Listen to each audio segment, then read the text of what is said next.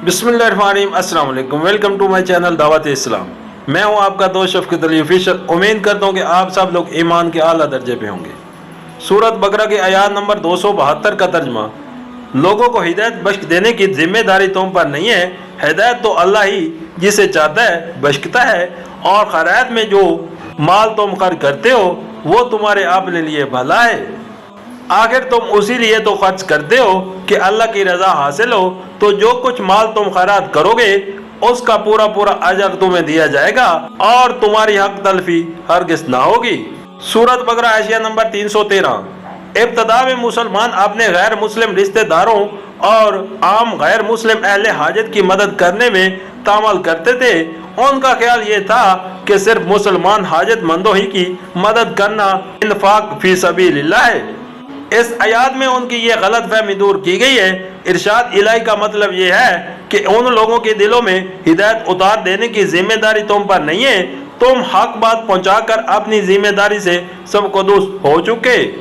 अब ये अल्लाह के इख्तियार में है कि उनको बसारत का नूर अता करे या ना करे। रहा दुनियावी माल व मता से उनकी हाजतें पूरी करना, तो उसमें तुम माल उस वजह से तामल न करो कि उन्होंने हिदायत कबूल नहीं की है। अल्लाह की रजा के लिए जिस हाजतमंद इंसान की भी मदद करोगे उसका अजर अल्लाह तुम्हें देगा। सूरत बकरा के आयात नंबर 273 का तर्जमा, खास तौर पर मदद के मुस्तहिक वो तंगदस्त लोग हैं जो अल्लाह के काम में ऐसे गिर गए कि अपनी जाती कश्फ माश के लिए जमीन में कोई दौड़ धूप नहीं कर सकते। उनकी खुददारी देखकर नावाकिफ आदमी गुमान करता है कि ये खुशहाल है। तुम उनके चेहरों से उनकी अंदरूनी हालत पहचान सकते हो, मगर वो ऐसे लोग नहीं है कि लोगों के पीछे पढ़कर कुछ मांगे। उनकी अनाथ में जो कुछ माल तुम खर्च करोगे वो अल्लाह से पोशीदा न रहेगा। सूरत बकरा आशिया नंबर 314।